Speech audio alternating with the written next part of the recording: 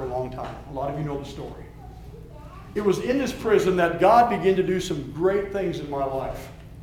Speaking to me all the time, speaking to me, calling me by name.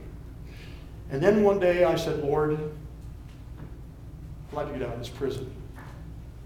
You know what the Lord said to me? This is July 6, 1986. He said, 9 days.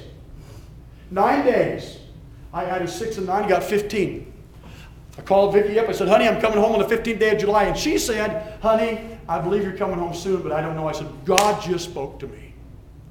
God told me I'm coming home on the 15th day of July, 1986. I'll be at your doorstep. And so, folks, in this process, my confidence in the Lord was that He was going to take care of me. And I began to just give everything I had in the prison away. I started giving it away. I said, I don't need this anymore. And the guards began to look at me going, keep an eye on Porchop. I think he's going to escape. I drove state troopers' cars all over Baton Rouge, Louisiana. I was behind the wheel.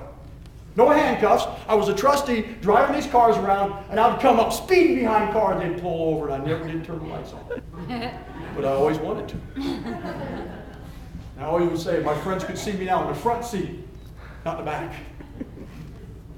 So I wasn't going to escape because God had told me He was going to open the door for me. Yes.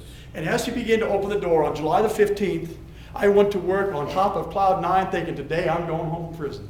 Praise the Lord. And all of a sudden at noon, they hadn't called my name. Usually, if you don't get out of prison by noon and go down to the Department of Corrections and sign out, you're not going home.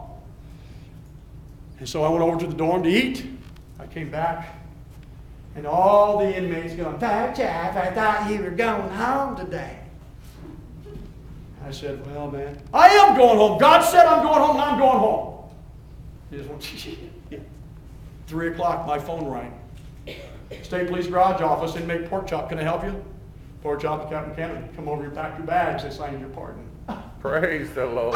Okay, let me just think about this a minute, Cap. I don't know if I want to go there. You know what I did? I turned around and there was a boy named Mike I was teaching how to take over the board and how to run the cars around. And Mike, I've been witnessing to Mike, and I said, Mike, they signed my papers, I'm going home. And Mike began to cry. And I said, Mike, if you give your life to Jesus Christ, He can do the same thing for you. But when he spoke to me on July 6th, and I told Vicki on the 15th day I'm coming home, when I went down to the Department of Corrections, I was checked out of there within 1 hour. Why? Because God said it, and I believed it, and it will come to pass.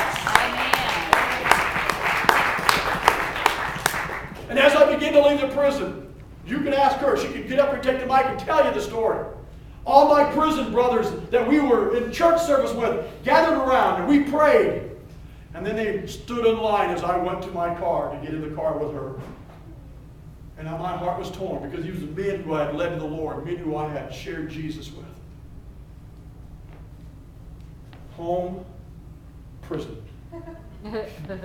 Home. Praise the Lord.